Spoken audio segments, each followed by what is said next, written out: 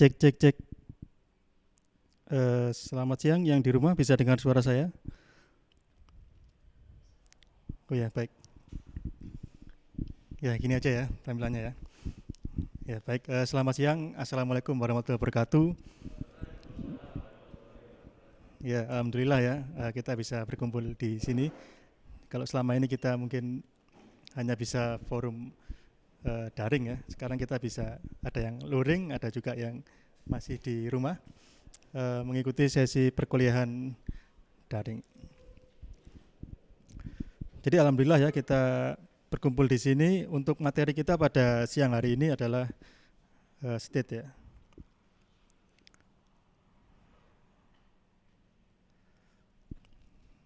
Ya, jadi ini saudara sudah pernah mengerjakannya di praktikum ya. Jadi yang pertama adalah definisi state, kemudian mampu menerapkan state dengan cookie dan session, kemudian mampu menerapkan sistem login sederhana.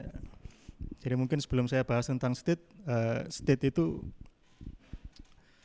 apa ya? Kalau kita terjemahkan state itu kondisi ya, sesuatu. Saudara di sini state-nya ada di ruangan F28 ya, itu state ya. Saudara di sini sedang gerah, panas ya, itu state. Saudara usianya berapa? 20 tahun ya. Itu state ya, suatu kondisi. Nah, di sini kaitannya apa dengan cookie dan session ya? Kenapa kita memerlukan cookie dan session? Ini kita akan bahas ya. Jadi kalau kita bicara kaitannya dengan web ya, maka state itu ada dua macam. Ada client state, ada server state ya. Client state berarti ya state-nya si klien yang ada di komputer saudara. Apa browsernya itu state ya.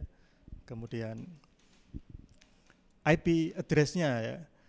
Ketika connect dengan hotspot-nya Philcom, ada IP address-nya ya. Ketika di rumah pakai tethering, pakai hotspot, beda lagi IP-nya. Itu dia state ya. OS dari klien itu juga state ya. Ada yang pakai Android, ada yang pakai Mac dan lain-lain. Sedangkan ada lagi namanya server state ya. Server state itu data yang tersimpan di server. Jadi misalnya di Philcom sekarang pengumumannya adalah pengumuman tentang kuliah hybrid ya. Berarti itu state-nya saat ini ya. State minggu yang lalu beda lagi dia, pengumuman apa. State minggu depan juga akan beda lagi, itu state-nya. Kemudian selain itu ada lagi yang lebih spesifik namanya application state ya, di mana application state ini dia disimpan di klien ya. Jadi misalnya sedang login sebagai admin, kemudian sedang belanja apa saja, itu dia disimpan di dalam state. Terus kemudian pertanyaannya adalah, mengapa kita menggunakan atau perlu mempelajari state dalam aplikasi web ya? Alasannya adalah satu ini saja alasannya, karena HTTP merupakan stateless protokol ya. Stateless, dia tidak menyimpan state ya. Jadi setelah request dan respon selesai, sudah selesai, dihapus dia, tidak ingat ya. Jadi server tidak ingat pernah berinteraksi dengan kita. Jadi kalau ada 10 request respon, server tidak ingat bahwa pernah berinteraksi sebanyak 10 kali, tidak ingat ya. Jadi setelah selesai interaksi, setelah dia ngirim respon, sudah lupa, servernya lupa. Jadi setiap interaksi request response ini dia bersifat independen ya. Independen satu dengan yang lain itu tidak ada hubungannya. Request yang pertama, kedua, dan ketiga itu enggak ada hubungannya. Server segera melupakannya, lupa dia dan tidak ingat dia pernah berinteraksi dengan siapa, dia tidak ingat ya.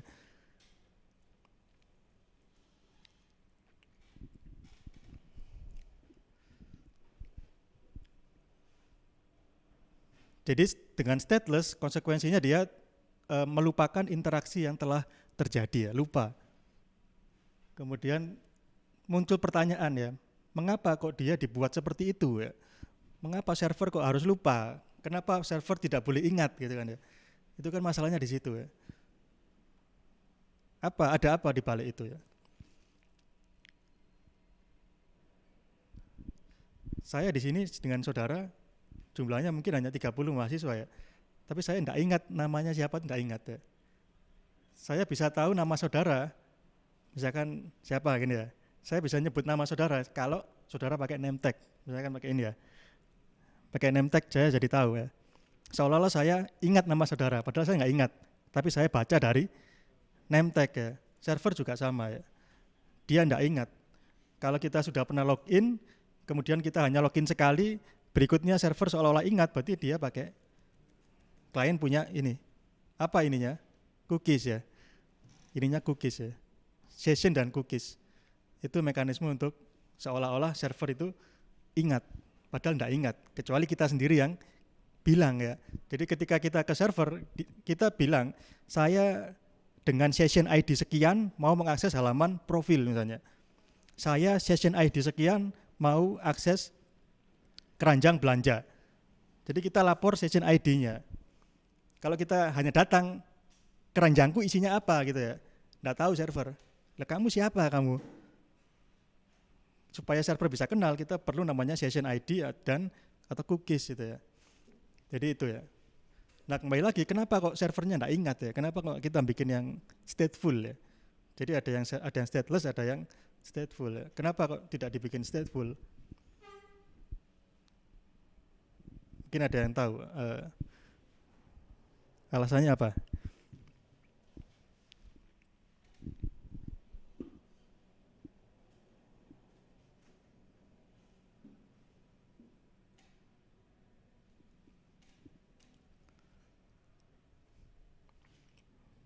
Yang di rumah atau yang di kelas mungkin ada yang tahu alasannya apa? Kenapa kok HTTP itu dia didesain sebagai protokol stateless ya? Alasannya apa?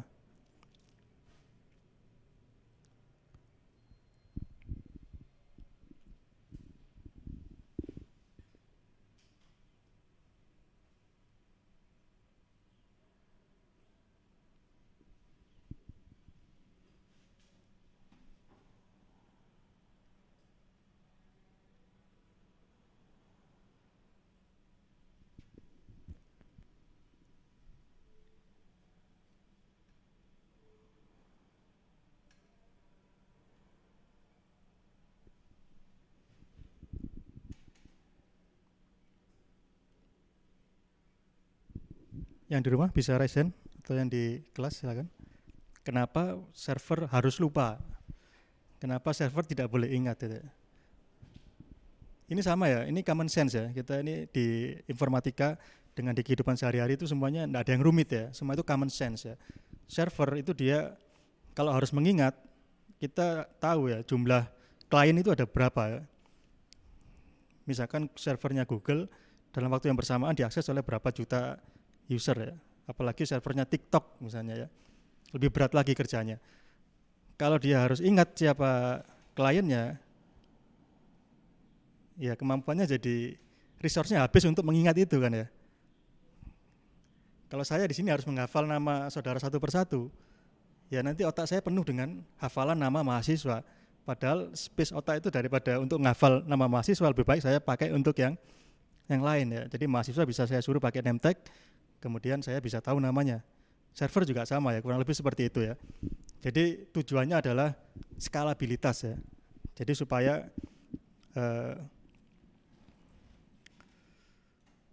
servernya bisa melayani user dalam jumlah yang besar ya. Kalau dia stateless. Kalau dia stateful mungkin dia hanya mampu melayani 1000 misalnya ya. Tapi kalau dia stateless, dia bisa melayani 1 juta misalnya. Jadi alasannya adalah skalabilitas ya. Jadi apa yang akan terjadi seandainya harus mengingat setiap interaksi yang terjadi. Yang terjadi adalah servernya bisa down ya. Dia mudah sekali down. Tapi itu tidak apa ya namanya, tidak baku seperti ini ya. Nanti berikutnya mungkin di protokol yang HTTP versi berikutnya itu stateful mungkin ya. Karena apa? Servernya semakin canggih ya.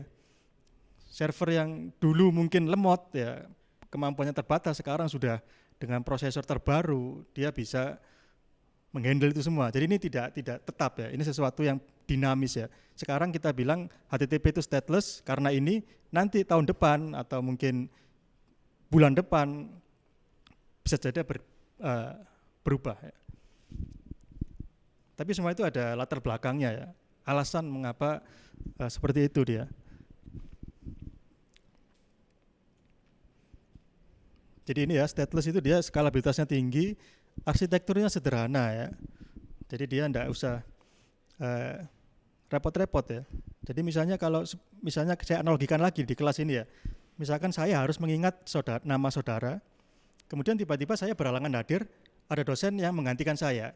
Dosen yang baru itu kan juga otomatis enggak tahu nama saudara, karena hanya saya yang ingat ya, yang hafal ya. Jadi ketika ada pengganti, ya dia harus menghafal lagi, ribet ya. Arsitekturnya ribet, beda kalau saudara harus pakai name tag. Kalau saudara harus pakai name tag, ya siapapun yang ngajar di sini, asal dia bisa baca, tahu nama saudara. Jadi menghasilkan arsitektur yang lebih sederhana. Ini juga berlaku di web ya. Dan ini tidak perlu mekanisme sinkronisasi. Jadi kalau di sini menggunakan istilah sinkronisasi pada server ya. Kalau di manusia berarti dia harus menyampaikan ke orang lain. Jadi tidak perlu sinkronisasi state karena state dipelihara oleh klien. Jadi yang memelihara state adalah kliennya, bukan server. Klien yang memberitahu ke server. Jadi ini muncul ya, interaksi di web itu seolah-olah stateful ya, seolah-olah webnya ingat ya, tapi ternyata tidak. Jadi semacam ada ilusi, karena apa? Karena di sini ada mekanisme di balik layar yang terbungkus ya, yang tidak diketahui oleh user ya.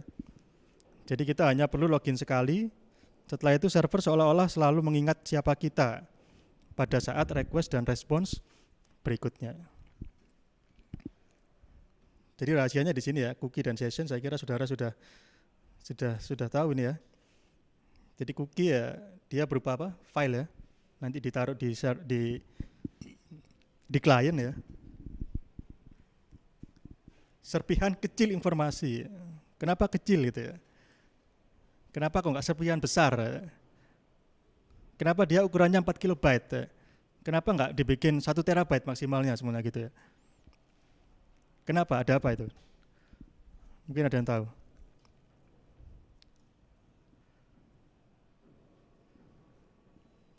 Kenapa name tag segini ukurannya? Kenapa nggak dibikin yang besar, bisa dibaca dari jarak jauh misalkan? Oh, itu kamu di sana itu. Namanya kelihatan kan kalau besar ya? Kelihatan ya. Tapi kenapa nggak seperti itu? Alasannya juga kurang lebih sama ya dengan cookies ya. Kenapa cookies dia 4 kilobyte ya? Karena harus dibawa terus. Kayak name tag harus dipakai terus ya. Kemana-mana dibawa. Kalau ini dia besar ya, nggak praktis ya. Tidak applicable ya. Jadi setiap request yang dikirim ke server, kalau dia sudah dapat cookies, dia akan dikirim terus kan cookiesnya, akan ikut terus ya setiap request. Jadi kalau dia 4 kilobyte enggak kerasa ya, enggak terasa. Kita ngirim beban tambahan sebesar 4 kilobyte itu masih bisa ditoleransi ya. Tapi kalau 4 gigabyte setiap request, nah itu enggak bisa. Nanti nunggu internetnya sudah terabyte per second mungkin ya. Jadi saat ini cookies ya hanya mampu 4 kilobyte ya. Kemudian disimpan di klien ya, di web browser dalam bentuk file, jadi dia bisa dihapus ya, bisa kita matikan juga di web browser, cookie-nya bisa kita matikan. Kemudian cookie, dia disebut cookie karena dia ada kadaluarsanya ya. Jadi kalau dia sudah kadaluarsa ya sudah, dia akan dihapus ya. Jadi untuk menghapus cookie kita set dia dengan tanggal yang lampau. Jadi kalau ada cookie akan kita hapus. Jadi kita set tanggalnya misalnya tanggal 1 Januari 2022. Nanti dia akan dihapus dari klien karena dia sudah expired ya. Jadi pada saat set cookie-nya ini ya, expired date-nya kita set di masa lampau. Ini prinsip kerjanya ya, jadi dia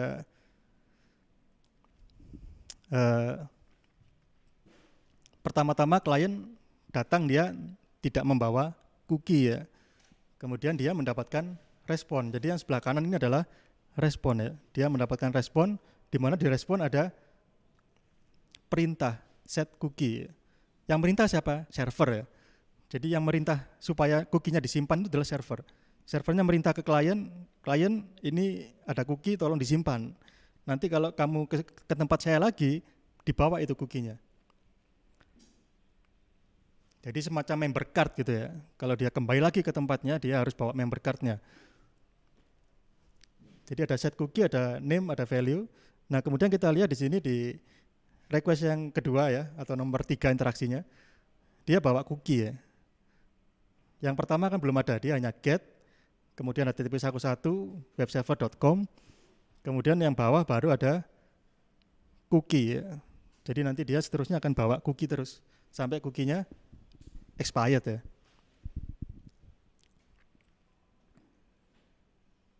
Jadi ini contohnya, jadi menggunakan super global array ya, $_cookie, kita bisa definisikan dengan set cookie, kemudian nama cookie-nya ya, kunjungan, kemudian value-nya pernah di situ, kemudian expired-nya di sini dia 1 jam ya, atau 3.600 detik ya. Jadi nanti klien akan senantiasa mengirim cookie kunjungan kepada server ya. Dia muncul di dalam request header ini ya, cookie. Di bawah sendiri di sini ada kunjungan sama dengan pernah itu ya.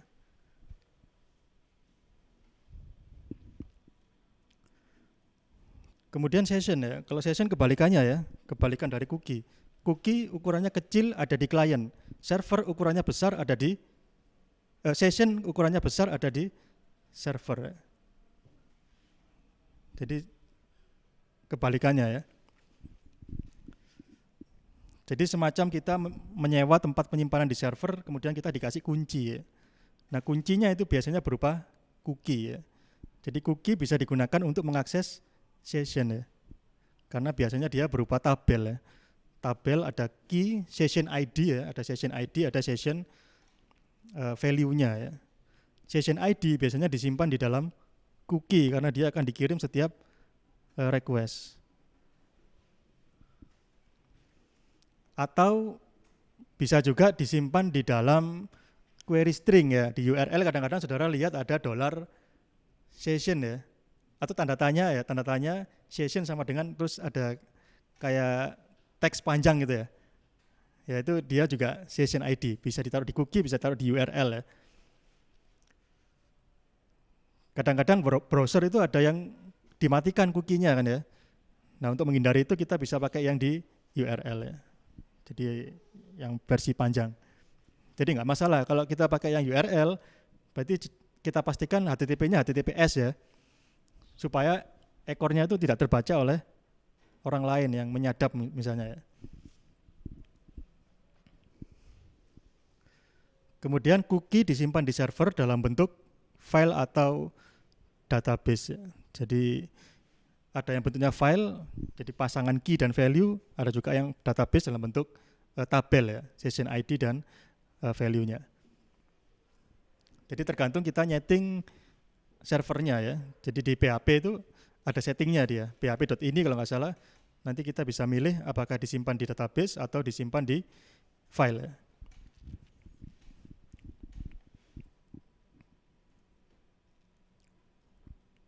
Jadi ini contoh implementasinya ya, membuat sistem login.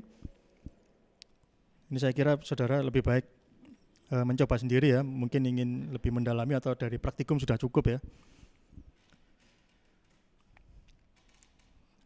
Jadi kalau kalau di cookie kita menghapusnya dengan membuat dia kadaluarsa ya. Tapi kalau session kita menghapusnya dengan destroy ya. Tidak di sini. Ini logout. Session destroy. Kita destroy dia. Kalau membuat session, berarti kita harus mendeklarasikan variabel $_session ini. Supaya $_session ini bisa jalan, di filenya, di awalnya dia harus ada itu ya session start ya. Session start ini kalau nggak dipanggil, yang ini kiri atas ini ya, session start, itu kalau dia tidak kita panggil, nanti semua super global array dollar session nggak bisa diakses ya. Jadi syaratnya itu yang ini. Ini bisa dipakai kalau dia dipanggil session startnya. Ya, jadi mungkin itu ya untuk hari ini. Saya kira materinya itu saja. Silakan mungkin bila ada pertanyaan ya, silakan.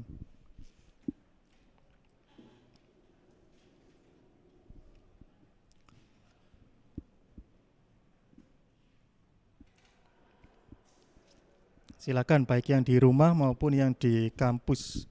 Mungkin bila ada pertanyaan. Ya Mas, bisa sambil ini ya. Apa? Bisa join Google Meet tak? Biar yang di rumah dengar ya.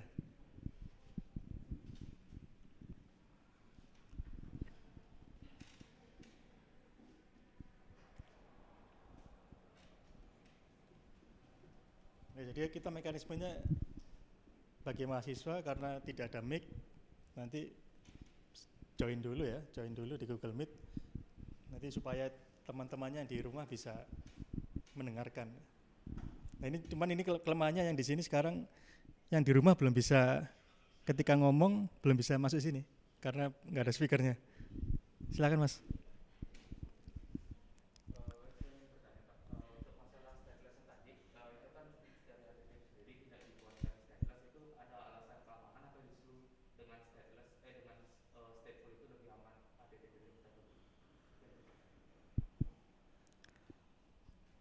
Jadi pertanyaan terkait apakah stateful dan stateless ini berkaitan dengan security gitu Mas? Di HTTP. Saya enggak tahu ya. Saya enggak tahu pastinya apakah ada kaitannya dengan security, apakah yang stateless itu lebih secure daripada yang stateful. Saya enggak tahu apa kaitannya dengan security. Yang saya tahu kaitannya dengan scalability tadi ya. Iya. Mungkin browsing di internet ya, saya enggak tahu apakah lebih secure atau tidak.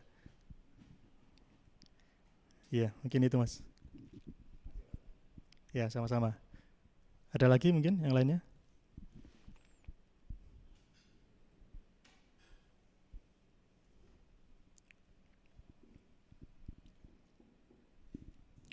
Ya, kalau tidak ada berarti mungkin kita cukupkan dulu ya.